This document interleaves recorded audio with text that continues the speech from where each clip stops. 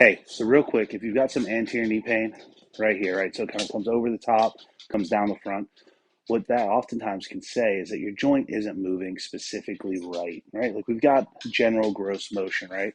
But sometimes motion called accessory motion can actually be limited. So here's a couple of ways that you can trial it. This is going to be a test retest scenario to see if you are going to respond better to flexion or better to extension, right?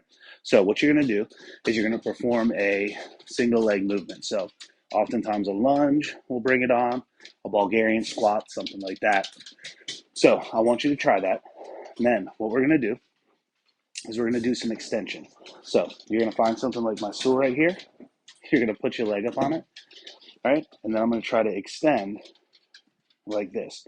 So you can see that this leg, it's a little bit limited. I'm just pushing straight back. But if I compare to this side, so I'm here, I've got a little bit better motion, okay? So that's our first one. Then I want you to retest our movement like this again. If it improves at all, that means you might need a little bit more extension help. So I want you to try to knock out like 3 sets of 10. Oh, hey, and this is our pup age. Go off pup. 3 sets of 10 extensions.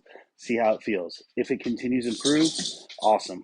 If it kind of improves, but you're splitting hairs, then I don't really care about that, right?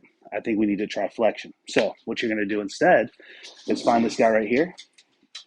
You're going to put your foot up here without your knee completely bent. Now, you can either use a ball as far as you can get it behind your knee, right? And then we're going to go like this. So I'm going to oscillate back and forth. I'm going to kind of go to that end range. Or if I don't have a ball or something along those lines, I can actually use my hand and arm. So I want to get it as close as I can up in there. And then I'm going to lean forward. So what I'm actually do, it's called joint gapping. So I'm leveraging these two apart. Now, after that, we want to retry our lunges again, or our Bulgarians, and see how they feel.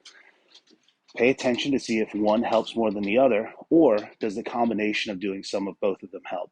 If you guys have tight quads, something along those lines, then a lot of times that'll help to loosen everything up.